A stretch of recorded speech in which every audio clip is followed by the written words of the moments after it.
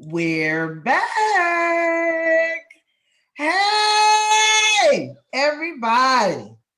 I'm sports mental health empowerment coach, Dr. Lauren Pitts, and this is my amazing co-host, Ronnie Ransome Jr. And this is House Talk Pregame, the fall 2021 winter 2022 edition, round 2, season 2 of HT Pregame. We are so excited to be back. Excuse voice. Fighting a summer cold, Ronnie, courtesy of the husband of mine. Gotta love those summer colds, man. Gotta love those summer colds. It's all good. But folks, this is House Talk Pregame, and we are back. And thank you for all everybody who's joining us again for season 2. We are super excited for this season. Hopefully we can get some football this year. Look, there are many professional athletes who have struggled with mental illness or who are currently struggling with mental illnesses that we've seen through the Olympics and other professional sports. Mm-hmm. Mental illness is a complex problem, and physical, spiritual, and environmental and relational health are equally important in having good mental health. That's right, Ronnie. And that's why it's so important for parents, family members, coaches, and teammates to understand both the mental health risks and benefits to ensure athletes have the greatest opportunity for success and enjoy participating in sports. And that's what we do here at House Talk Pregame, okay? We're all about educating, empowering, supporting, and positively influencing the holistic performance of today's student athletes and professional athletes, their family members, and those invested in their athletic, professional, and personal journeys. So here's the bottom line, folks. If you struggle to understand mental illness and you have compassion for those affected by it, then you're in the right place, because each week on Pregame, we share powerful, albeit raw, go ahead and put that disclaimer out there, Ronnie, you know we got to do that, albeit raw, life, sports, and mental health information needed to make well-informed athletic and life-transforming decisions. So look, y'all, we here for season 2. We're going to be here all fall, all winter, and all spring. All right. So look, we want everybody to join in. Season 1 was a success. We had so much fun season 1. We had a lot of guest appearances during season 1, but we want more. We want more people to share their voice, share their story, share their testimony, or just come on here and debate us if you want to. That's fine as well. We welcome a debate, don't we, Ronnie? We love to talk. We got 90 minutes, so let's talk. So look, if you want to be a part of our show, ask us, email us at htpregame@gmail.com for the Zoom link to register to be on our show live. Or you can also check us out on HSRN every Saturday at this time right now for one of our earlier recorded shows at 11 a.m. and 10 p.m., as well as on Sundays at 6 p.m. We got a great show lined up for everybody today. So with it being the first show back, we want to kind of do a quick recap of what we missed while we were on break, because, look, me and Dr. Pitts are professionals, all right? A lot of people out here who we got to serve. A lot of people who with mental health challenges, COVID's still going on. It seems like COVID's ramping back up. So, we needed to take a little break. We needed a little recharge time, a little reframing time, a little refreshing time. But we're back now, all right? So we got a lot to talk about. So we're going to be catching up on things that we missed. We're also going to be talking about performance anxiety and general anxieties, how those impact student athletes, how those impact professional athletes. We saw a lot for the first time in, I think, ever, athletes, professional and student athletes, speaking up about their anxiety, about their depression, about the adjustments that they've had to make with COVID, with gaining popularity, gaining, attention and things like that. All these things that are going on is causing people's mental health to shift and change and stuff like that. So that would be our mental health tip of the week. And like I said, we're going to be recapping on, how we can talk about, a lot of schools are, starting training camp for football this week. A lot of Division I schools and D2 schools are reporting for camp this week. Actually, Virginia State just reported yesterday. So, let's talk about that. What is it like moving on to campus for the first time? What is it like meeting your teammates for the first time, meeting your coach, all the coaching staff for the first time, getting acclimated on campus? We're going to give you a rundown of all those things, what to expect, have some expectations. What are some goals you can set for yourself to kind of ease some of that performance and general anxiety that you might be having the first time you step on campus. So, Dr. Pitts, do you want to go ahead and share your first mental health tip of the week? Yeah, one of the things that I think that it's so important, and I say that I have a lot of clients on my caseload that are struggling with performance anxiety, general anxiety. And one of the things that I encourage all of them to do is to challenge the cognitive distortions that they're having. So just for clarity's sake, for our viewing and listening audience, a cognitive distortion is, in layman's terms, it's your mind lying to you. It's your mind telling you a bold-faced lie about whatever the situation and circumstance is that you're facing. So for our athletes, you have a big game coming up, or for those, that participated in the Olympics, you have all of this pressure. We heard Simone Biles talk about it, right? You have all of this pressure on you to perform. And what ends up happening, Ronnie, is people get in their head, and you know it, you've been there, done that, right? You get in your head and, well, what if I'm not this? And what if I'm not that? And what if I'm not the other? And what I tell my clients is, you can only be you. I get it. The whole competition piece, competition is not just in the sports arena. There's competition virtually in everything that we do. Here's the recommendation. Here's the tip. Wake up every single solitary day with it purposed in your heart, mind, spirit, and soul to be your absolute best. Make it up in your mind that you're going to be better today than you were yesterday. You will drive yourself crazy if you are out here waking up every day comparing yourself to that person over there. There are so many variables that go into why Simone Biles is the GOAT. It's not just, oh, well, you know what, she's the bomb gymnast. When you look at all things considered, why is Tom Brady the GOAT? Why is LeBron James and Michael Jordan and Kobe Bryant? Why were they masters? Because it's not just their athletic ability. There's so many other things that have to be factored in. And what I'm asking our athletes to do, what I'm asking the people that love them and care about them, support them to do, is to encourage them to go out every day and to perform at their peak. But don't stick a fork in your neck if you don't. You're human. You are fallible. You are imperfect. Bottom line. I always think, Ronnie, about the different quotes that I've read from Michael Jordan over the years, and even Kobe Bryant, that you hear him talk and you interview him and stuff. He doesn't talk a lot about all of the shots that he made. He doesn't talk a lot about all of the trophies that he won. He talks about the areas of opportunity for growth. He talks about what he learned from the shots that he missed. And I think that when it comes to performance anxiety, people have to know that you put undue stress, strain, and just this debilitating pressure on yourself when you don't allow yourself to be human. And we'll talk about it more as the season goes on.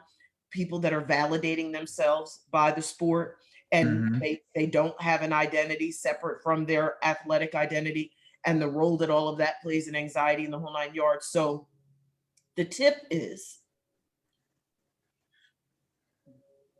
challenge the cognitive distortions, challenge the lies that your mind is telling you. You know that you've prepared, you know that you've gone above and beyond to prepare to perform at your absolute best. Go out there and get it done. Period. Go out there and get it done, and tell the lies that are going on in your head. Replace those cognitive distortions with positive affirmations, reminding yourself of your greatness and of your excellence. That's my tip. Great tips, Dr. Pitts. Thank you for sharing that. And always the word distortion, I always love using that word. And the first time a client might hear that, they were like, distortion, what does that mean? I was like, in so many words, that means you have conflicting views in your mind. Yep. And you're having a hard time differentiating which one is the truth and which one is a bunch of BS. in Yeah, so many words. So, and that's what anxiety does, people. Anxiety will cause us to think of the most irrational, unfathomable, worst case scenario ideas and things in our mind that we could ever think of. That's how anxiety starts to cripple us. And some of those physical effects, like for example, for an athlete who might be feeling really anxious or really nervous, you might notice that your muscles might get pulled a lot easier. Like if you pull a hamstring or you tweak something in your back or in your shoulder because you're so anxious. Typically when we have anxiety, our body tenses up. Right. Because anxiety also is in the same, and correct me if I'm wrong, Dr. Pitts, but I'm trying to circle through some science here for a second, trying to refresh my brain. But anxiety also triggers the same emotional or same physical responses as our fight or flight senses do, as our adrenaline senses do. So, when we're feeling anxious and things like that, our body tenses up because now we're trying to perceive if there's any threats or danger going around. Like, should I be concerned? Should I be on the defensive? Should I be, keep my head on a swivel? So when your body is moving like that and you're having all these anxious thoughts going through your brain, it can really hinder your performance, even as so much as going through practice, things that you've done. If you've been playing football since you were 5 or 6 years old, and then you get to college and you can't even, come out of your stance or run a simple drag route as a receiver or, throw a spiral as a quarterback because you're thinking so hard at being perfect. Like Dr. Pitt said, we are naturally imperfect. Naturally. If we were born perfect, what the hell are we doing then? Like, we wouldn't enjoy anything, we wouldn't value anything, we wouldn't appreciate the things we're able to do, because if we were born perfect, we wouldn't know to work towards anything. The beauty about being there would be no competition if we were perfect, Ronnie, because everybody would be perfect. There would be no variation in performance levels. So in essence, there would be no need to have competitive events.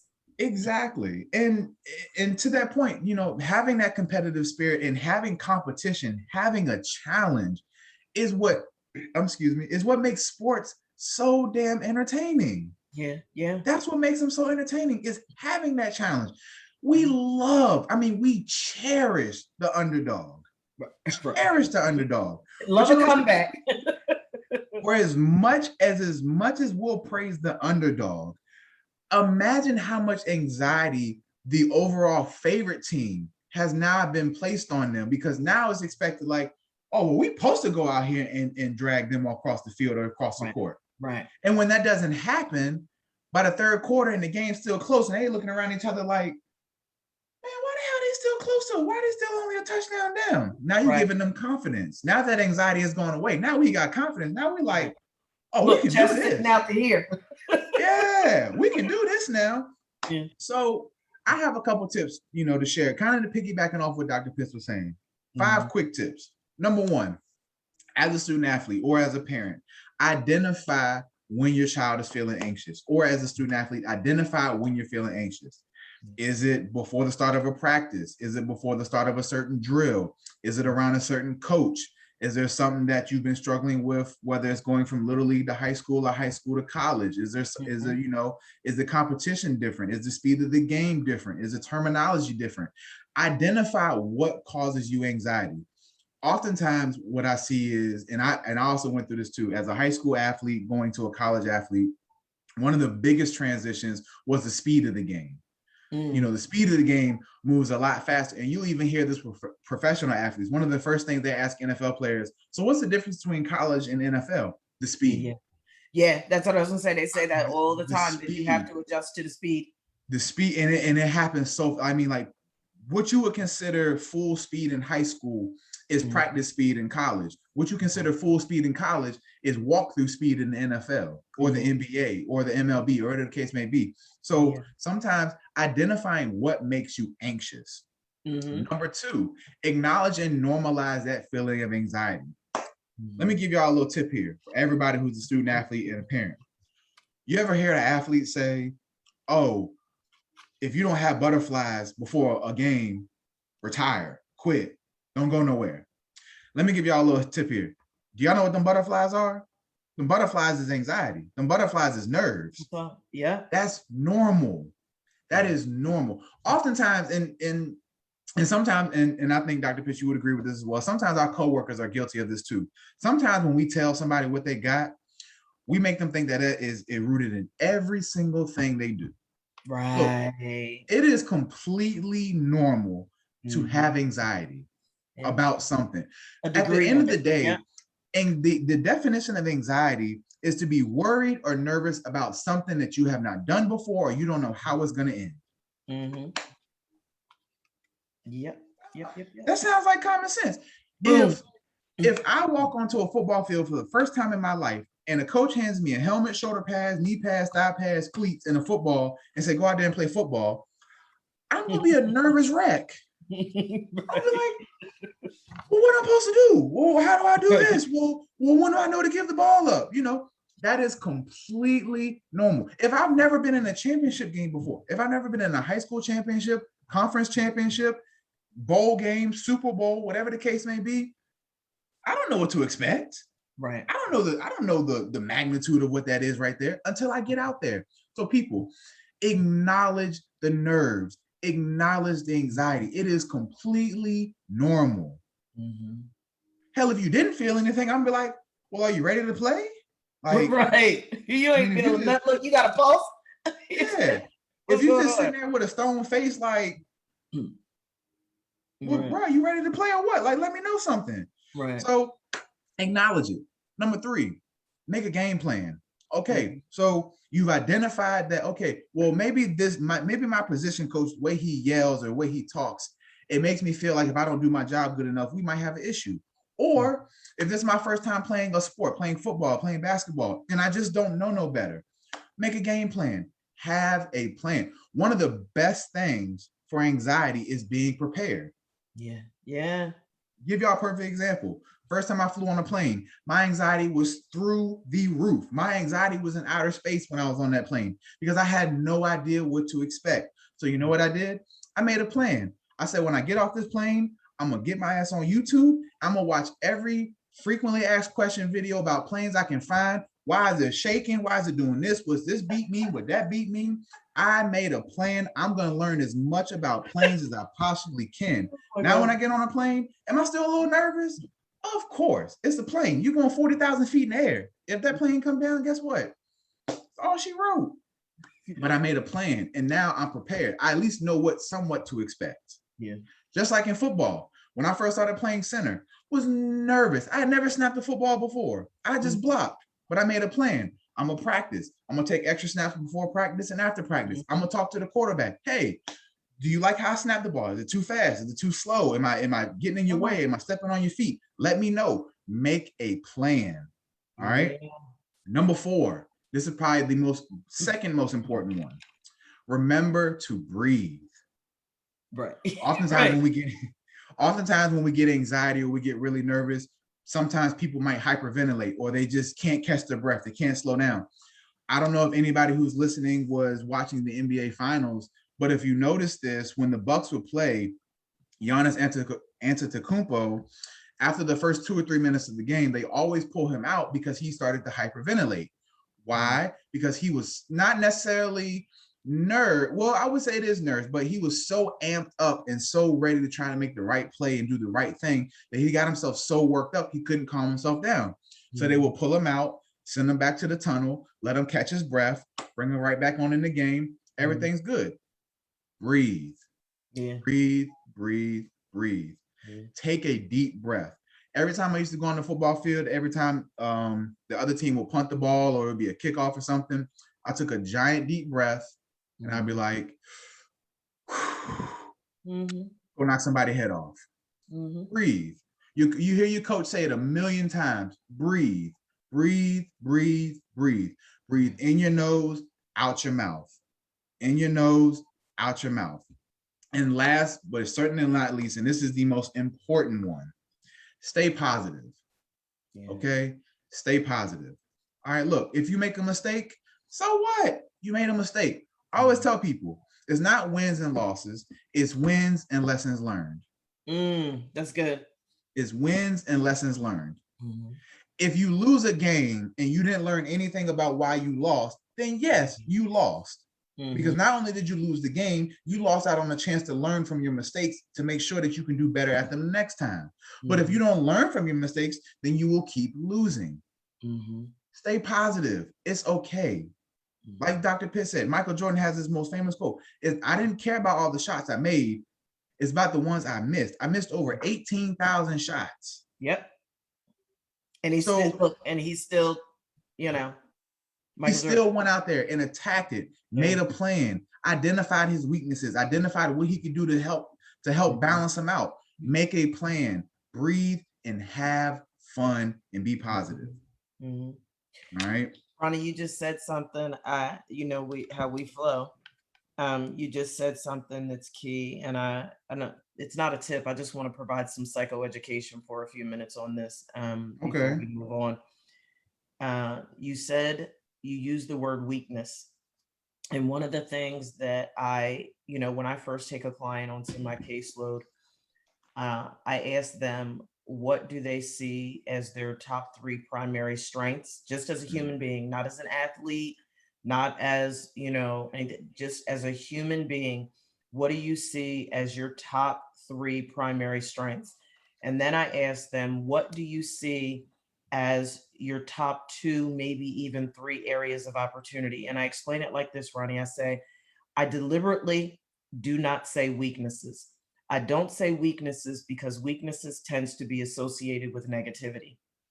I say areas of opportunity because I believe that areas of opportunity speak to more different and better. It speaks to this evolution of self that creates these golden opportunities, these golden spaces for individuals to establish a greater sense of self that positions you to be able to evolve into a better version of yourself. So when I think about that within the context of anxiety, I think about limiting belief systems and limiting habits that come into play that adversely affect an athlete's ability to get out of their own way and to go out every single solitary competition or every single solitary practice and to demonstrate peak performance. It is imperative. And the reason why I do this, clearly I am not taking anything from any of my sports psychologist colleagues, but the reason why it was so important, Ronnie, that there be this marriage, if you will, between sports mental health and family systems theory, which is the crux of my work, right, is recognizing that, and okay, we get ready for the mail, right? I'm not disputing anything that's in the DSM. The DSM is a legitimate diagnostic tool that we as mental health practitioners all use to diagnose our clients. But this is what I also know to be true. The mind is very easily manipulated. The mind, by far, is one of the most obedient aspects of our existence, and it will do whatever you tell it to do. So when I say that, I mean this. When you think about the role of anxiety, right? And we talk about those butterflies are normal, and the same thing, over the years and public speaking and all of those things. A little bit of nervousness is normal and it's healthy and it will help your performance. But when you get to that place in space that your anxiety, your nervousness is so high that it becomes debilitating to you, it has an adverse effect. Ronnie, that's thoughts all day. And what people get frustrated about, and what I'm constantly, that cognitive challenge, that need to cognitively reframe your thoughts, is helping people to recognize through systems theory that your limiting belief systems, your limiting habits, your thought life that stemmed long before you were in the NFL, long before you were in the NBA, long before you were in the MLB, long before you were a college star or anything else. Your thought life is established in you at a very young age. And we learn our belief systems, our habits, and those limiting beliefs and habits evolve over time. That there's such things as attachment, and we're going to get into that in a couple of shows, right? All of these things, Ronnie, come into play. It's not just, the athlete is just nervous because they've got a big game coming up. And we need to stop telling people, I'm not saying you said that, but I'm saying because people don't understand Mhm. how the human mind messages the rest of the body and how that shows up, and in a lot of instances shows out, it leaves people making decisions based on wrong and limited information. There has to be an awareness of how one's thought life at the root, the multi-generational and intergenerational development of one's thought life, how that is impacting every single solitary area of their life. And I just don't believe, Ronnie, that people understand. And they'll say things like, well, Dr. Pitts, you just don't understand. No, I do. I study human behavior for a living. And I'm telling you, what are you feeding your mind? If you are focusing and feeding your mind, what you feed grows. So if you're constantly telling yourself what you can't be, what you can't do, then guess what? That's what's going to grow. And that is a contributing factor to this performance anxiety and this general anxiety that we're seeing people. And you know what I've also discovered, Ronnie, because I come hard. I put the disclaimer out there. I put the disclaimer out there for my clients that I'm your emotional and your relationship GPS. But I recognize that sometimes people turn the GPS off, and it's all good. I'll be there with my virtual tow truck to pull you out of the emotional and relationship ditch when you go flying in that mud because you tell me to shut up because you don't want to heal. And that's fine. But here's the thing that I want to point out before we move on.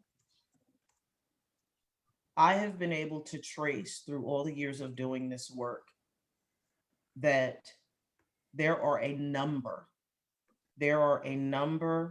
of debilitating conditions, relational, emotional, mental health challenges that people face, Ronnie, that can be linked all the way back, not just to their trauma, but to the thought patterns, to the belief systems, to the limiting belief systems, the limiting habits that have formed as a result of all of these things.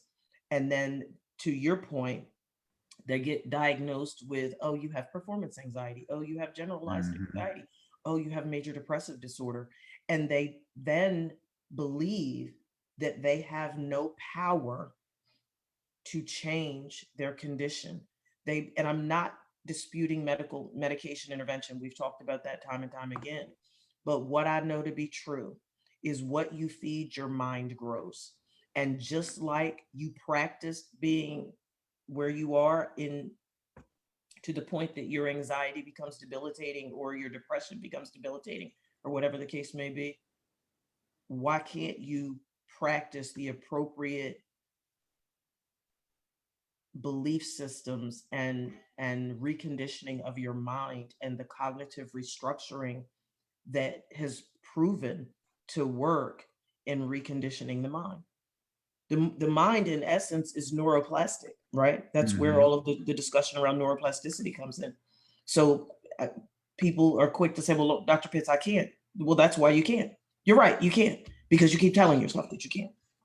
The world, and I know I'm on a rant right now. Bear with me. We've been on vacation for 3 months. It's all good. It's all good. Here's what I know to be true, Ronnie. This is a mic drop, and then I'm gonna shut up for a minute. Let's just look at what we've accomplished as a global society for the past 100+ years. We've sent men and women into space. Mother Teresa started charitable organizations in over 123 countries worldwide in her lifetime. In 2009, here in the United States, we had the first African-American president to take office, and he served 2 terms and they didn't try to kill him.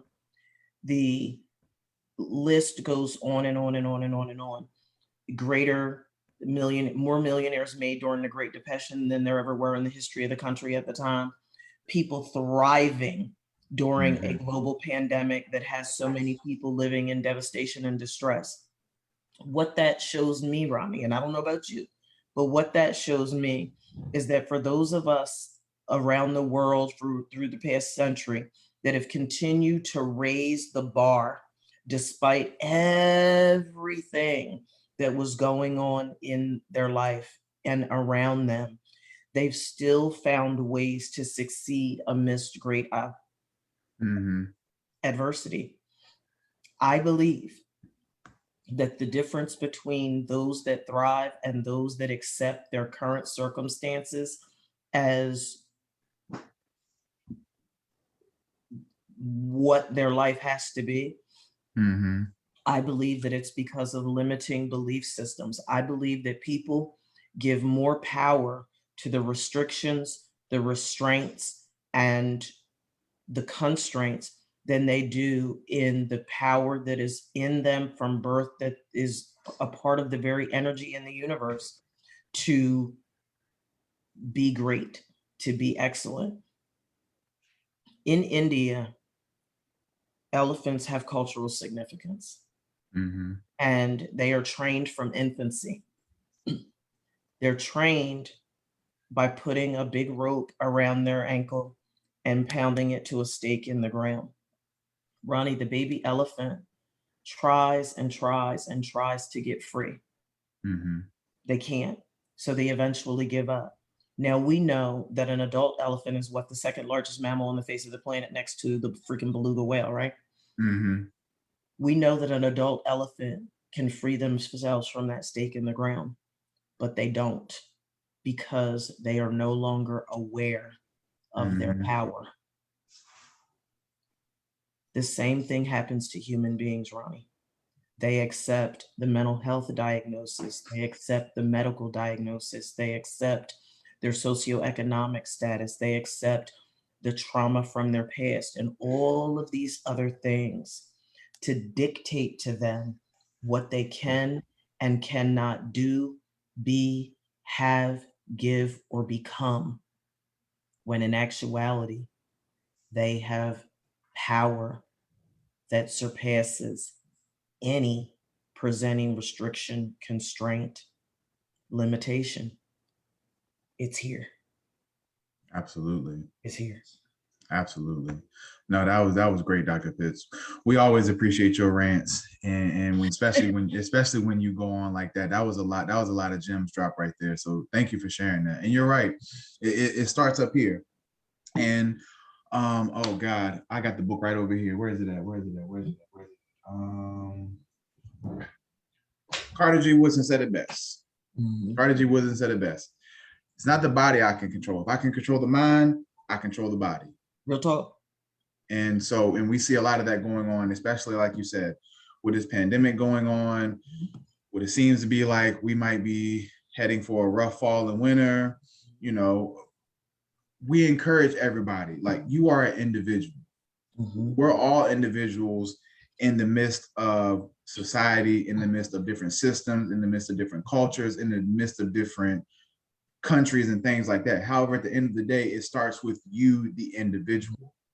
I always tell people, you have no control over what anybody says or does to you. However, as the individual, you have supreme control over what you do and say. Yep. And in the grand scheme of things, that's really the only control we do have, is what we say and do. I can't control anything Dr. Pitt says or does. No. I can't control anything my son says or does. But guess what? I can control what I say or do. Right. And that is our true power as individuals, is the power to know that our words carry power and our actions carry a lot of power. So I agree with everything you said, Dr. Pitts. Beautifully spoken. Thank you for sharing that. All right, guys. So let's transition into some, like we said, we were gone for 7 weeks. A lot of things happened over the course of 7 weeks. First and foremost, just some personal news for everybody. I think Dr. Pitts shared this in our last show on June 19th, but literally 2 days before our last show of season 1, my son, Eli Christopher Ransome, came into this world on June 17th. And so he is 7 weeks this week, growing up, getting big. He has consumed me and his mom's time. I was telling Dr. Pitts when we logged on before we started, the last 7 weeks have been one big blur. Like, I don't even know. I was like, what's today? Is today Saturday? Cool. Today's Saturday. All right, we'll go with that. Like, don't even know what the days are. I just wake up, be a dad, be a counselor, be a therapist, go to sleep. That's what my life has been like the last Well, 7 you weeks. did celebrate a wedding anniversary. We did. So, me and my wife. public service announcement. Happy anniversary to Ronnie and Neek. Happy anniversary. Yes. Thank you. We celebrated 3 years on the 5th, 7 years total actually. So yeah, that was a beautiful. We got to have a little adult time yesterday. Got to go to a little winery, sip on some wine for a little bit. Nice. You know, be kidless for a couple hours. It was weird. I'm not gonna lie to you, it was weird. Like I kept on looking in the back seat, like, damn, where's the car seat at? Like, did we leave this? All right. So, but it was good though. It was good for me and my wife to be able to get out and, you know, have some alone time. And, you know, I always tell her, like, you know, as much as I love to be a parent and as much as I love to watch you be a mother, you know, you're still my wife. We brought him into this world. So I'm gonna give you the world just like I'm gonna give it to him. But if I don't give you the world, then, you know, what I'm doing you a disservice. So, you know, shout out to my wife. Love you. Happy anniversary. And shout out to my son for, you know, coming in out of nowhere and at 7 weeks old, finding a way to be our warden. I love it. So, and I will say this, I will say this real quick. The one thing that has sucked so far about parenthood is that COVID has made it really, really difficult to have people come and see him. And that right there sucks. I'm not even gonna lie to you. I'm not gonna sugarcoat it. It absolutely sucks. Like we've had our parents come by and see him here and there and things like that. But I'm big on, you know, it takes a village. And it takes a village, and it takes a village of competent people. And I would like to feel that, you know, we have a great village of people who want to support our son and watch him grow up and to be a great young man in this world. But it sucks that, you know, something as much as like just having, you know, my parents or her parents come by and just hold him. And you're like, damn, like I can't give him COVID or I can't give him, you know, something else. It sucks. Like it sucks that I mean, on top of everything else you have to think about being a new parent, that right there has probably been the most pressing thought right there and the most thing that's given me the most anxiety. Since we're talking about anxiety, ladies and gentlemen, as a first-time parent, that first week, my anxiety was on a trillion. Boy, I kid y'all not. I'll self-disclose this. I have a therapist myself. I think all mental health professionals should have their own therapist. If you ask, matter of fact, anybody who is in any type of human services field, whether it's police officer, firefighter, doctor, lawyer, whatever the case may be, we all need some type of therapy at one point or another. Need an outlet. Because the things we see and experience and have to, it's a lot. On top of being, you know, us, like I said, on top of being just us as individuals. I'll never forget it. My first therapy session after my son got here, the first thing that came out of my mouth when this session started is, what the hell did I get myself into? Like my anxiety was on a trillion. Like, I mean, it was just like, it's one thing to be concerned for yourself. And another thing for me, you know, I'm a husband. So, you know, to protect my wife and make sure she's okay. It is a whole completely different ball field. Having a newborn that don't talk. Right. I mean, just be there. Like all he wants is to feed and sleep. But you know, the first time he started panting and all these firsts and stuff like that, my anxiety was on a trillion. So, you know, but I'm making a plan. I'm breathing. I'm trying to stay positive, people. That's all I can do. So far, we made it 7 weeks. He's still alive. You know, he's still breathing. He's doing good. He's cracking smiles now. So anxiety is going down by the week. But, you know, hey, we all have anxiety. So, you know, yeah, so it's been great. But outside of that, Dr. Pitts, any personal news you want to share that's been going on the last 7 weeks? Any personal accomplishments? Anything you've done new? Did you go on vacation? No, look, how I'm going on vacation, I'm working all the time. No, I feel you. But what I did that I'm super duper excited about, as everybody knows, like I wear 13 different hats, and most recently I was promoted to the registrar of the I was promoted to the registrar at the academy where I was serving as an adjunct professor. So I'm really excited about that because, you know, as everybody should know by now, I'm all things international, right? And I love what I do in the context of emotional and relational wellness and behavioral and mental health. And so my clientele is an international clientele, but so are my students. So when I was teaching, I had, I was teaching students from all over the world, and now I get to serve them in a far greater capacity as a registrar. So I am Awesome. just absolutely elated. I'm elated about that, and still experiencing marital bliss. And it's funny because people ask me and Eric that all the time. They're like, "How's married life?" And we're like, the same as it was before we got married. We're just married now. Like, you know what I mean? It's like we're not, and not saying that this is the case at all, but I mean, we're not 20 somethings getting married. You know what I mean? It's like I'm 53, about to be 54. He's 52, and did you? Yeah, It's it's like, well, I have never been 53, so I can't yeah, speak. But I would assume at that by the time you get there, you're just like, look, yeah, this is what I'm looking for. All right, yeah, you do this, cool. Let's yeah, be partners. Let's have a blissful marriage, like you said. right, If not, I ain't even gonna waste my time. I'm good right. exactly where I'm at. We agree to disagree. We, he tells me, I kid you not, Ronnie, and I think our viewing and listening audience probably agree. Literally every single solitary day, he was like, "Babe, you play too much." He's like, "Babe, you play too much." He's like, "You always playing." He's like, "I can't even have a serious conversation with you." And he can, obviously, he really can, but I don't take myself too seriously.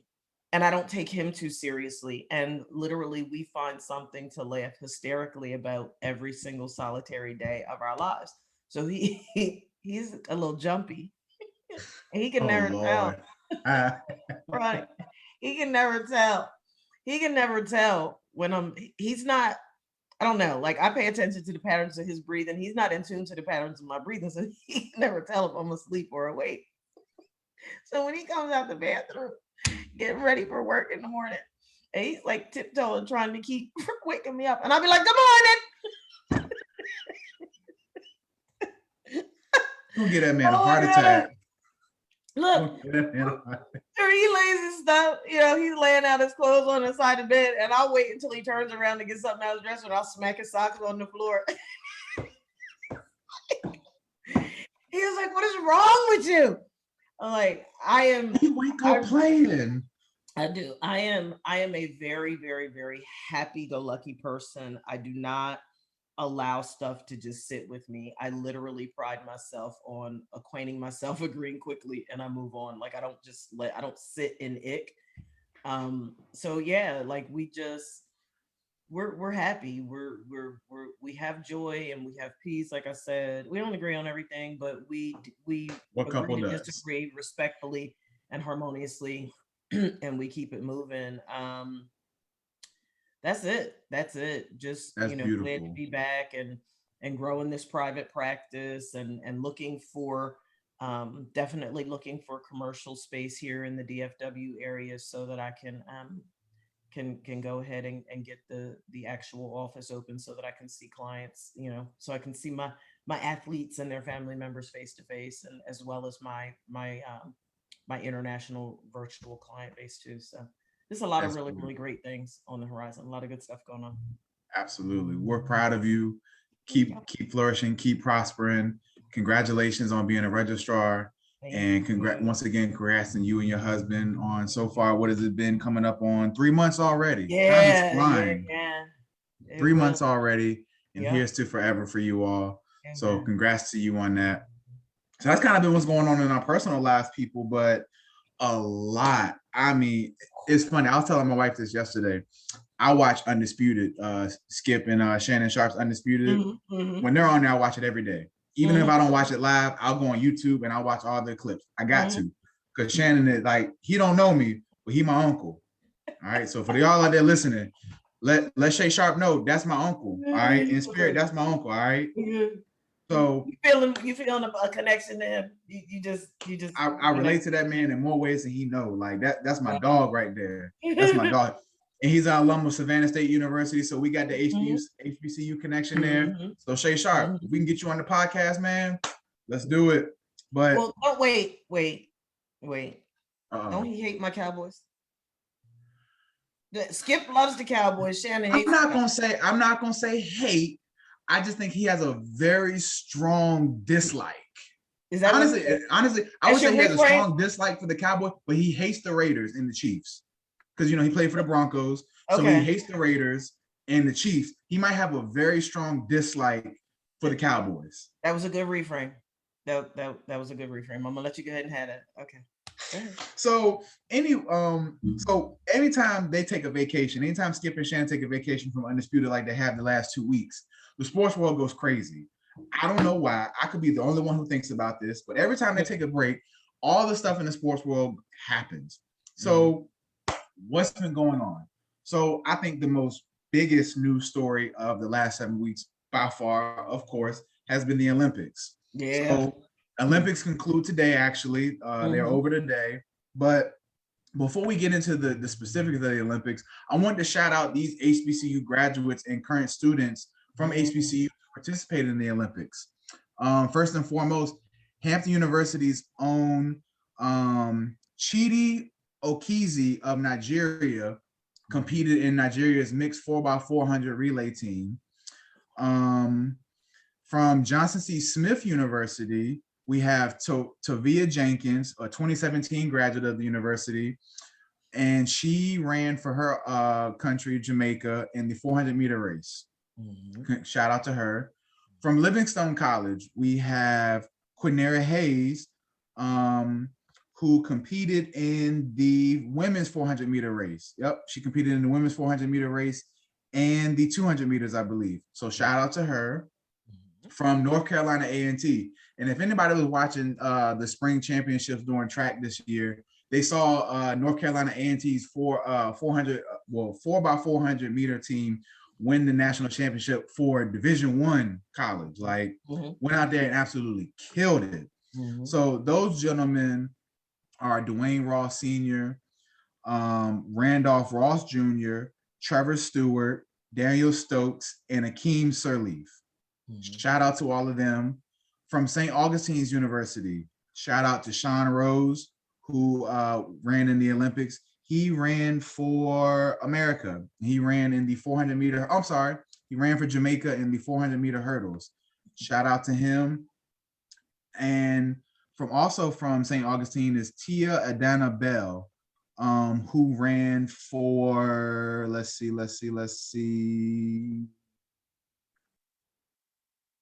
I'm gonna assume America, because it doesn't say. I'm gonna assume America. But shout out to Tia Bell. She ran in the 400 hurdles. And last but not least, Savannah State University. We have Ezine Kalu, who was on the Nigerian women's basketball team. So shout out to all those HBCU graduates representing the Olympics. So people out there who are listening today, right now, in this very moment, if you feel like that, if you go to a HBCU, that you cannot be an NFL player or an NBA player or a baseball player, or hell, even an Olympian, you are sadly mistaken. All right. These individuals, especially, North Carolina A&T men's 4x400 team just won the national championship for NCAA this past spring. So if you sit here and tell me that, oh, I can't go to HBCU and compete in the Olympics, you're a damn lie.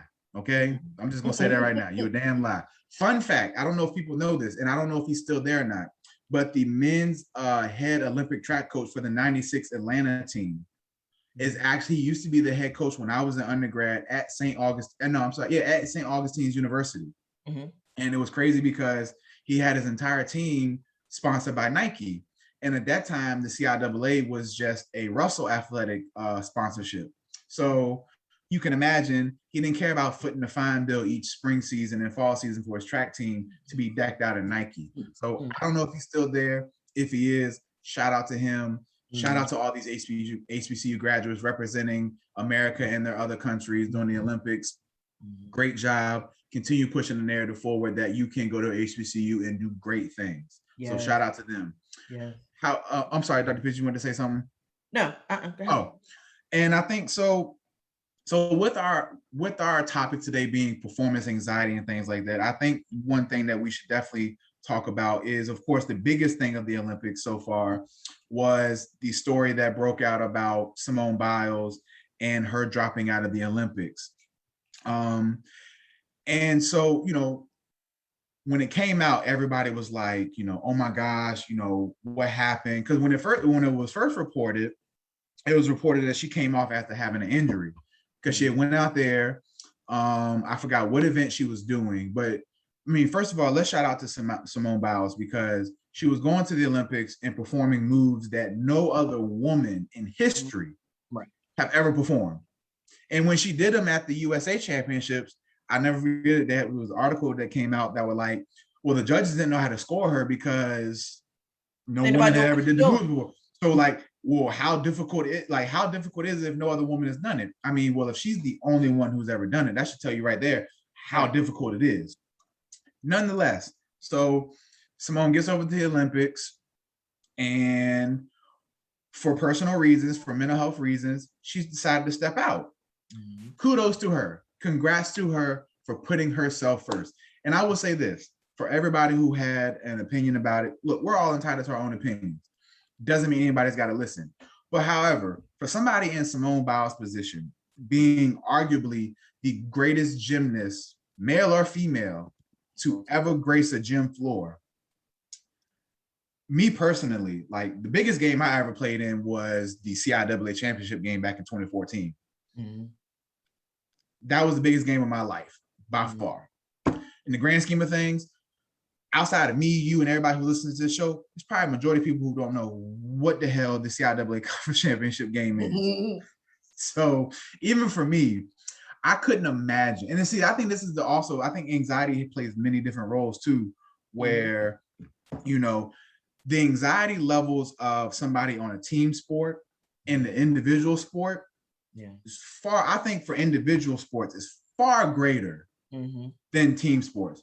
Because in the individual sport, singing a solo versus singing in a choir. Yeah, exactly. Everybody can't go be Michael Jackson. Somebody got to be Tito. Somebody got to be Freddie. Somebody got to be Jermaine. You need that, and that's how team sports are. You got your Michael. You got your Michael up here, and then you got the other Jackson 4 back here. That's fine. Everybody plays a role. Not everybody can be a star player, but when you're in an individual sport, it's just you and you alone. And so this is my definition of hate. My definition, my own personal definition of hate is when you criticize somebody for something you can't do. That's hate. For you to critique somebody on something that you cannot do, that's hating. That is hating. All right. Good. And I saw hundreds of people on social media when she first dropped out. I mean, hating. She's soft. How dare she? She weak. She ain't like competition. She ran from the smoke. She ain't want all that smoke over there in Tokyo. She ain't trying to be great. What?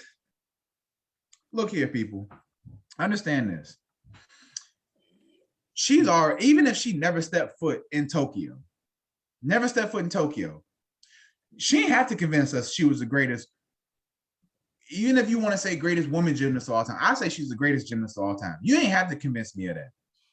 I didn't need her to go to the Olympics this year to convince me of that. Right. Hell, she did that in 2016. Exactly. She did that in 2016. She did that in 2017. And she did it in 2019. In 2019 alone, people don't realize she didn't have anything less than a gold. Since I believe 2012. Right. Yeah, she's been doing the darn thing for a long time. Yes. And Ronnie, here's something too. This goes to the systemic piece that I was mentioning, and I don't know how many people know her story, right? But this woman came from the epitome of humble beginnings. Yes. She was actually adopted by her grandparents because of her mother's substance use and abuse issues and the neglect and the maltreatment and all of those things that she was subjected to as a child. So and on top of that, and on top of that, and I think the other thing people fail to realize, let's go back to 2016 for a second. For those of you who might not, who could care less about the Olympics and things like that, or even Simone Biles, let's just go back to 2016 real quick. Back in 2016, news had just broke out about the Dr. Larry Nassar, who was the I think he was the head physician for the Olympic team. I mean, I don't know if people had a chance to read the indictment papers or whatever, but if you just so you can get an idea of what this man was doing, please go on Google and look up those documents. They're on Google, all right? They're free to look at everything. But just go look at what this man was doing to these women, even while their parents were in the room. This man interviews were powerful too. When they did that, when they interviewed them, it was gut-wrenching to listen to. Absolutely. It was just awful. I couldn't imagine. Like I tell people all the time, like, me as a mental health professional, one of the hardest things I have a hard time wrapping my mind around is molestation and rape. Because, I mean, this might sound ignorant, but I mean, the female to male ratio in the world is like, I think 3 to 1, 4 to 1, or something like that. Why do people do that? I don't know. I'm not going to figure it out or solve. I will help to do my best to make sure it doesn't happen, but it just blows my mind that that's something that happens. So all these things that are going to this 2021 Olympics, even with last year being canceled. Last year, they were supposed to have Olympics last year. So this was supposed to happen last year. So these athletes had to train an additional year and re-qualify. So all those athletes who qualified for their teams last year had to re-qualify again this year. So all that added pressure. And they have personal lives. Exactly. And so the reason I brought up Simone Biles, and me and Dr. Pitts had this conversation last week when we were, planning our season and stuff like this. And so I found an article because it came out last week. And so one of the things I wanted to talk about, and this all ties into anxiety, people, and I really want you to understand how deep this goes sometimes.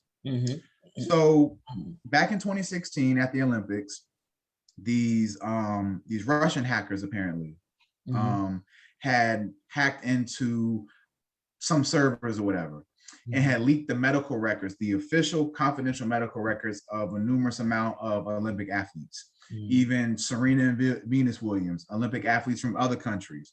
Simone Biles happened to be one of those athletes whose medical records were leaked.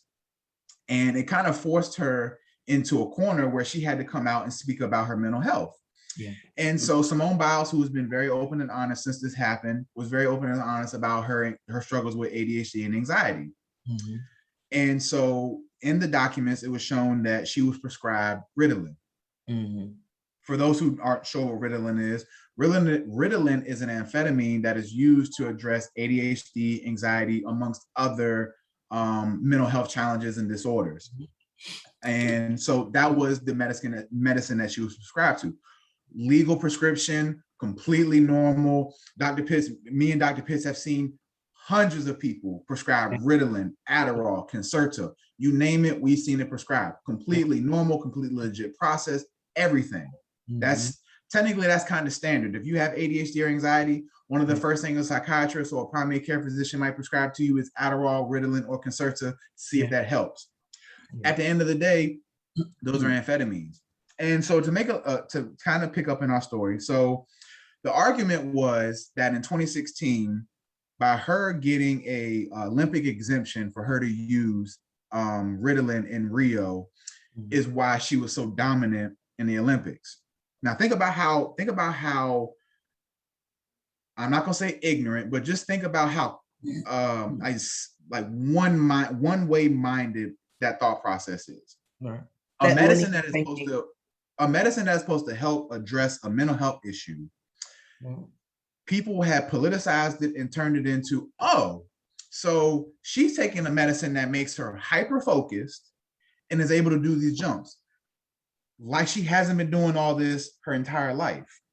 That was issue number one. And she was diagnosed with ADHD when she was a child. Exactly.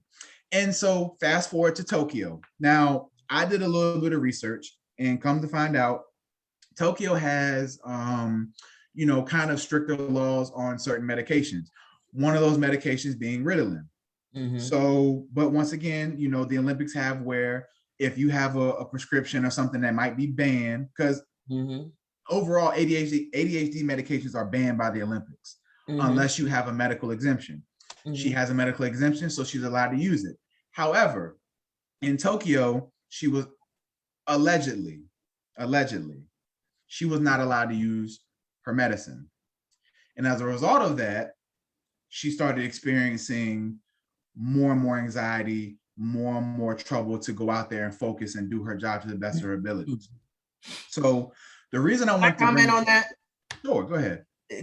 So for all of the folk out there that have stuff to say and don't understand these mental health conditions, one of the other challenges that we see when it comes to ADHD, in addition to focus and anxiety, is oftentimes individuals that suffer from ADHD have sensory input issues. So for example, it makes her more hypersensitive to sound, which as we know can adversely affect focus, sensitivity to touch, or any type of sensory input. Oftentimes when we see someone dealing with, excuse me, with ADHD, it's harder to regulate your emotions. It's harder to focus. It sends your neurologically, it sends your sensory input crazy. So it's not just a matter of, oh, that's why she did so good because she was hyper focused. The mental health condition that she has adversely affects a number of other things that go on inside one's mind and body that we all take for granted if we don't have an ADHD diagnosis. So there's room for empathy here to understand that this just wasn't her not being able to focus. There's a whole lot of other sensory things that go on inside the mind and body when someone has ADHD. Go ahead, Ron. Absolutely. And I'm glad you mentioned that, because this next part I'm about to bring up is the whole crux of me bringing this up. And I really want you to elaborate on this, because you have far more insight and knowledge when it comes to substance abuse and substance use and, things like that. So one of the things that made me think about, and as a mental health professional, one of the things I always think about is when, especially in people of color's community, we know that people of color are proportionately more likely to be prescribed amphetamines like Adderall, Ritalin, Concerta, the whole 9 yards, to treat symptoms of ADHD, anxiety, and things like that. The issue becomes, and so people understand this. So when I say amphetamines, if you look at the DEA website, amphetamines are, I believe, a Schedule I drug, meaning that they're banned for any other reason. And when we think of other amphetamines, we think of like the street drugs, like heroin, things like that. All these medications have the same chemical compounds. There's very minute differences in the chemical compounds of these medicines. So when we talk about giving people Adderall, Ritalin, things like that, these are powerful drugs. And my biggest issue as being a mental health professional is that, being a mental health professional and working in underserved and underprivileged communities is how quickly we see kids get put on this medication as early as 4 and 5 years old. Yeah. And they're just left to be on that medication for 10, 15, 20 years, and they're up in the doses. I believe, correct me if I'm wrong, Dr. Pitts, but I believe you can be prescribed Adderall as a dosage up to 30 milligrams, even as a child. I don't know. I currently don't have any clients on Adderall. My clients that have ADHD, I got folks on guanfacine, Vyvanse. I have folks on what's the other one? Lexapro. Yeah. So yeah, and but to your point, I do with some of those other medications that you didn't list. I do have clients that are on doses just as high as 30 and 40 milligrams. So yeah, it's a lot. Yeah, and so the reason I say that is because, and one of the things I always tell parents when their children are prescribed these medications is understand this: the medication doesn't cure the behaviors. No. Understand this, people. When you're given a medication to address a mental health issue, it is strictly for support. Right. It is not the It's a cure. medication intervention.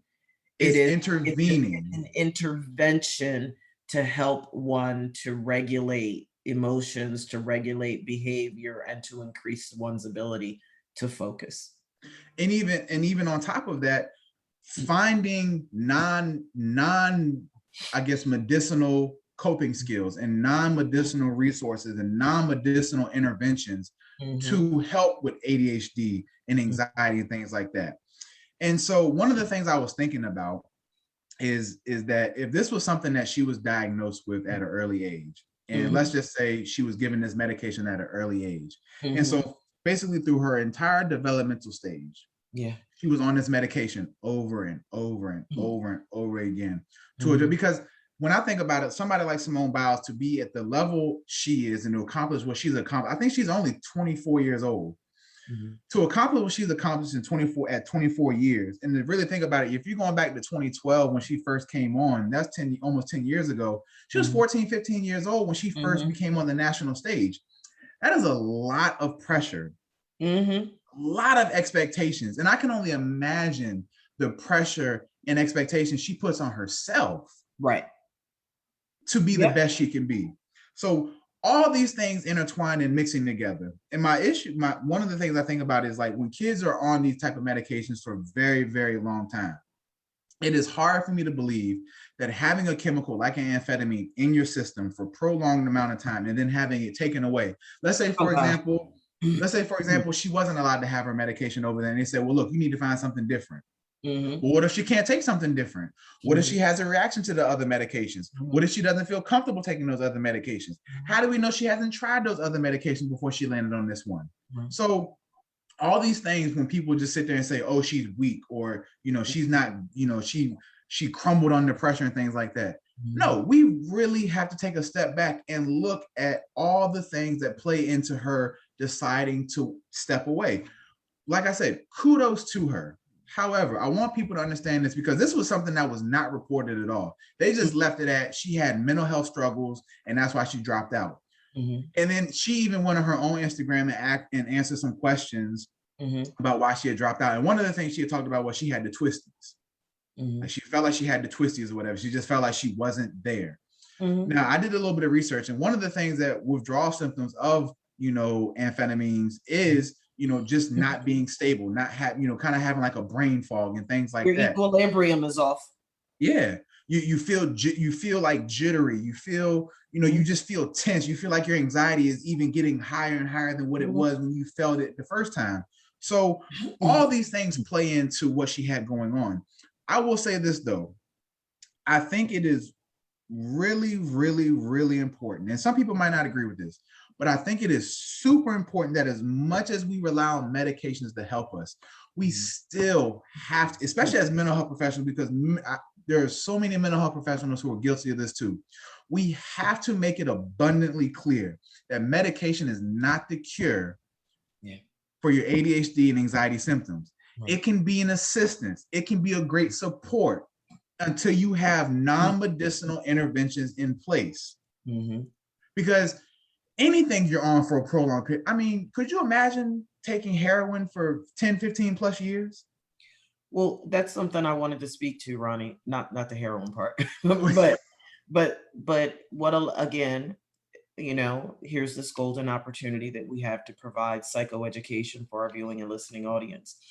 What a lot of people don't know, unless they have been on these forms of medication themselves or have someone that they're responsible for that's on these medication, is that one of the things that is clearly stated by the prescribing physician or psychiatrist is to not stop taking the medication cold turkey because of the adverse effects that it can have on the mind and the body. There's a process that has to occur called titrating. And what happens is that anytime a client is on medication intervention, whether it's Ritalin, whatever the medication intervention is, they have to go through a titrating process where the prescribing psychiatrist or physician intermittently brings the dosages of the medication that they're on down. And Ronnie, this occurs over 4 to 6 weeks time. It's Yeah. not cold turkey. It's literally, okay, so this week you're going to take your regular 40 milligrams.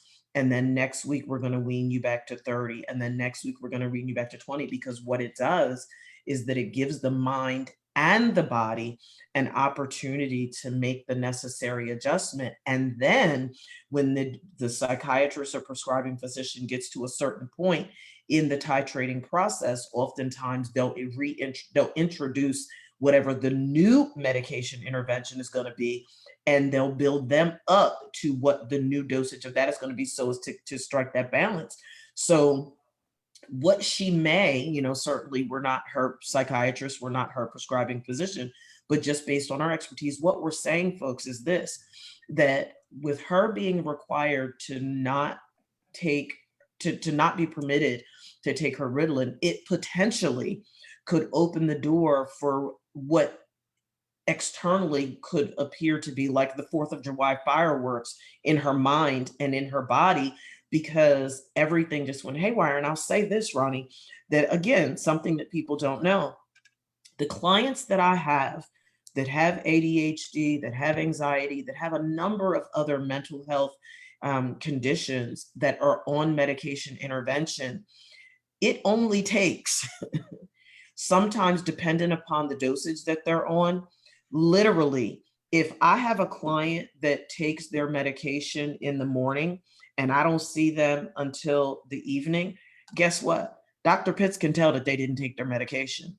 The evidence that they have not taken their medication is so evident so quickly, it's not even funny. And then don't go days, because there are times that I've actually had to hospitalize folks, because it's like, okay, we need to get them in the hospital so that we can get them back on their medication in a healthy way and get them stabilized, because of how it, for lack of a better way of putting it, I'll say it the PC way, because of how dysregulated their emotions and their behaviors become when they are not taking their medication as prescribed, particularly when they just stop it cold turkey for whatever reason. It literally sends the mind and the body, it makes it go haywire. And thank you for beautifully explaining that better than I could. But yeah, so we say all this to say, people, like, first of all, like I said, shout out to Simone Biles for putting herself first at the end of the day, because like I said, that right there, let's be real, nobody is watching the gymnastics part of the Olympics without Simone Biles. Like, and so for her to know that and to be aware of that, like, look, I'm not going to go out here and break my neck, tear ACL, pull it, tear my Achilles, or, something like that to just please everybody because they want me to go out there, even though I don't feel the best. Kudos to her for taking control of her and her situation and saying, you know what, I'm good, I don't need this. Now, also kudos to her because this week she did come back and perform in the beam final. She got a bronze, so she did get a medal. So congrats to her for getting a medal. But shout out to her for being able to take this moment on this grandstand and be like, you know what, I'm gonna put my mental health first because I haven't been given a fair situation. I'm not in a good situation. And I'm not going to risk my body for everybody else's pleasure and entertainment. That's not fair to me. So shout out to Simone Biles for that. Kudos for that. And I think this opens the door for more athletes. And we've been seeing this more and more athletes being open and honest about their mental health struggles. And, the two young men that won the 200 meter, that won the silver and the bronze for the men's 200 meter came out in their interview with Craig Melvin. And talking about their struggles with mental health as well. And one of the young men, I forget which one it was, but he was saying that, he has a therapist that helps him to address the challenges that he faces around his athletic involvement, and that he highlighted something that's very important. And I say it every single solitary show, the systemic element, right? He was talking about how loving and supportive his family members are, and how his mother swears by therapy. And he literally said, he was like, my mom's been in therapy her whole life. I was like, it was so cute. but really shining the spotlight. And he said something that was powerful that really resonated with me. He said that he's been talking about mental health in sports long before it's like the hot topic. And how many times have you and I said that? We've been saying that for years, long before, it became a hot topic. That everybody's been coming out talking about it. I mean, I was in high school talking about sports and mental health and the need for there to be greater supports in place. And here we are in 2021. And shout out to Noah Lyles. He's from Virginia, went to TC Williams High School. So shout out to Noah Lyles for competing in the 200 meters and coming home with the silver. But yeah, I'm so, and speaking of, I mean, honestly, I was thinking about this a couple of days ago, Dr. Pitts. Think about this. Think about the crescendo, the climax, and the decrescendo that an Olympic athlete goes through. Because if you really think about it, the Olympics are only once every 4 years. Right. So, and if people really did their research on the Olympics, how much these athletes have to invest, how much they actually get. Let me look it up real quick, because they don't get a lot for winning a medal. Like, they don't get a lot. I think, so in from based on 2018 data, US gold medalists, check this out. US gold medalists only earned $37,500 for winning a gold medal. Wow. If you want a Is silver that per medal, gold medal, Ronnie? Huh? Is that per gold? I think. Is that like, do they get, I wonder if they get that for each gold medal that they win. I think so. Well, okay. It doesn't say that it's not like that.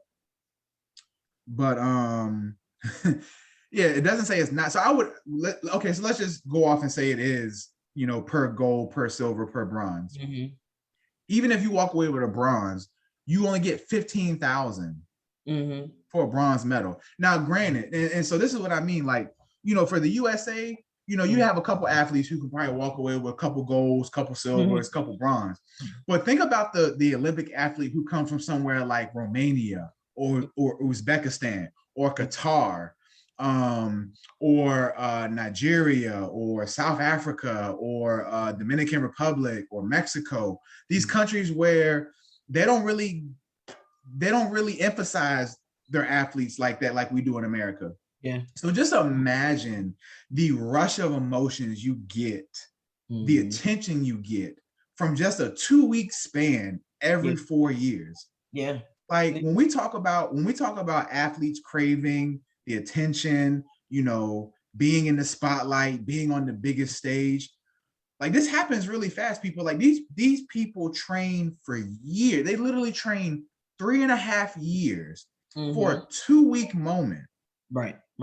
And then that's it. They go, like, the only time go back to their regular lives. The only time we talk about Simone Biles is during Olympic time. As great as an athlete as she is, we only talk about her once every 4 years. As great as an athlete as Michael Phelps was, as Usain Bolt was, we only talked about them during that 2-week span. So just imagine, as an athlete, like, especially if you say I'm gonna be an Olympic athlete, just imagine the thought process and the sacrifices and the pressure and the expectations you not only do you put on yourself, but that your coaches put on you, and hell, your country put on you to go out there and be the sole representative for your country in one sport where the whole world, you go from when you do your trials and stuff like that in your country, nobody's watching you. Nobody's watching the Jamaican trials when Usain Bolt was winning the Jamaican trials, or Shelly Ann Fraser-Price was winning and stuff like that. Nobody was watching that. And then you come to Rio or London or Tokyo, and literally billions of people are watching you. Yeah. All over the world. As much as it sounds good, I always tell people, unless you've been an athlete and you've been in a moment like that, where, I mean, literally, I never forget it. My senior year, we were playing Bowie. Shout out to Jared, one of our former co-hosts on the show. We were playing Bowie in 2014. I'll never forget it. play clock was running down. We had 5 seconds left on the play clock, and we hadn't selected a play yet. And so I heard the coach yelling. I looked at the play clock. It was 2 seconds left. So I thought I heard the quarterback say height because we running out of time. I snapped the ball 45 yards past his head. Wow. 45. I mean, and it was homecoming for Bowie. So it's thousands of people out there, at least about a good 15, 20,000. That might not sound a lot like in professional, in other sporting events, but for us at a small D2 school to have 20,000 people at a game, that's a lot of people. You talking about embarrassed? I almost walked the Bowie sideline because you'd have thought I was trying to give them the game. That are crazy. My coach followed me from the 15-yard line to the other 15-yard line, yelling and cursing at me until I got to the bench. But I say all that to say, like, having that many eyes on you to do a sport. I was playing football at 5 and 6 years old. That's fun. But when you get to that level, especially the Olympic level, where you're talking about billions of dollars at play here, millions of dollars for these athletes that play here. Yeah. That's a lot in a short amount of time. Yeah. That is a lot. And so as we get ready to come to a close here, I know we spend a lot of time talking about the Olympics and stuff like that. But I also wanted to shout out a couple other things because, like I said, football season is getting ready to start. You know, me and Dr. Pitts, we love football season. Actually, for those who don't know, starting this week for the next 27 weeks, there will be some way, shape, or form of football on TV. Yes. That is amazing. There won't be a week of football until the 3rd week of February. Yeah. It's a beautiful time. It's a beautiful time. Beautiful time. So as we get ready to close out, real quick on the Olympics, last couple shout outs for the Olympics. Shout out to the men's basketball team for winning gold this morning against France. Shout out to them. Shout out to Allison Felix, my hero for women's track, my favorite women's track athlete. Shout out to her. The U.S. women's 4x400 meter team won gold this morning. And so she is now the most decorated female track athlete of all time. She has 11 medals. Shout out to her for winning. Shout out to all the people from the state of Virginia who represented in the Olympics. In the 110 meter hurdles, Grant Holloway from Chesapeake, Virginia, he got the silver medal in the 110 meter hurdles. There were several other people from Virginia who represented. So shout out to y'all. I can't remember your names right now, but shout out to all the American athletes who, had to go through, literally a year and a half of, complete, on top of that, imagine the anxiety of you do all this training and you don't know if you can have an Olympics. Literally up until the day of the opening ceremony, they were talking about canceling the whole Olympics. Yeah. I couldn't imagine training all that time and have to be like, nope, can't do it again. Sorry. I'm glad they were able to get the Olympics done. Shout out to Tokyo for doing the absolute best job they could do during a global pandemic that seems to not have any type of end in sight. Right. So all the Olympic athletes who are out there, get back home safely, get back to your country safely. Shout out to you all for entertaining us for the last 2 weeks. Your efforts do not go unnoticed here with me and Dr. Pitts at House Talk Pregame. We appreciate y'all for doing what y'all do. A lot of athletes were sharing their personal testimonies, especially American athletes, about some of the losses they suffered during this pandemic, even losing people literally days before they left to go to Tokyo. So shout out to all those who are able to have the fortitude and the determination and the perseverance and the resilience to get through and put on the best possible show they could. Shout out to all of you all. You are all true greats, true Olympic athletes, and shout out to you all. Yeah. So sorry, go ahead, Dr. Pitts. Yeah, go ahead. Oh, so I know we're getting ready to come to a close, but a couple of things I wanted to shout out real quick. Like I said earlier, shout out to all the football teams that are reporting to camp this week. One thing I wanted to highlight, and this is one of the things that went on during while we were on break. I think one of the biggest storylines coming up this upcoming football season is our seems to be our new America's favorite HBCU, Jackson State. During their media day a couple weeks ago, what's his name? Deion Sanders' son. What's his son's name? Don't even get me started on his name, but it'll come back to me next week. But his son came in, 4-star athlete from high school. Decided to, I think he decommitted from I want to say Florida or Florida State. He decommitted from a D1 school, said, Dad, I'm going to come play for you. I like what you're doing. I'm going to come rock with you. So he decided at media day, he was going to get up there, and one of the reporters was asking him a question about, what does it mean for 4 and 5 star athletes to come to HBCUs and stuff like that, and how big that is and whatnot. And it is big. We've talked about all last season about, our top, Black athletes and people of color coming to HBCUs and bringing that revenue and money to these HBCUs like they so deserve. So Deion Sanders' son went on to say, he was like, well, look here, I want you to understand one thing. Me and my recruiting class, we came here because we wanted to come here. We didn't have to come here. We chose to come here. Everybody else in this conference they had to come here. They had to come to these schools. And I'll be honest with you, two things can be true. Two things can be very, as a 4 and 5 star student athlete, you probably will have your pick of the litter of schools you can decide to go to. I'm pretty sure Deion Sanders, hell, he's Deion Sanders' son. He'd probably go anywhere he wanted to. Anywhere. Wouldn't have mattered. But talk about putting a target on your team's back after just this spring. You went 3-3. Now, granted, he wasn't there. He was still in high school. But Jackson State just went 3-3. And Albany State, who was the defending what conference are they in? They're in the the SWAC. They're in the SWAC. Oh, they're SWAC. Okay. Yeah, they're SWAC. So the defending SWAC champions, Albany State, who didn't even participate in spring football this past year, didn't even have a chance to defend their title. But Alabama A&M did. And during the spring season, Alabama A&M dirtballed Jackson State. Literally dirtballed them. So I think that right there is one of the things I'm definitely looking forward to this year, is to see how Jackson State does, because like we said all last season, there's a lot of pressure and a lot of expectations on Deion Sanders to not fumble this, because here's this NFL great, this Division I football great, Florida State great, coming to little old Jackson State. Is this a publicity stunt? Is this, to try and get to a D1 school? What is all this about? But for the time being, he's at Jackson State. They clearly have very lofty expectations and goals. So we're looking forward to seeing how they do this season amongst all the other HBCUs.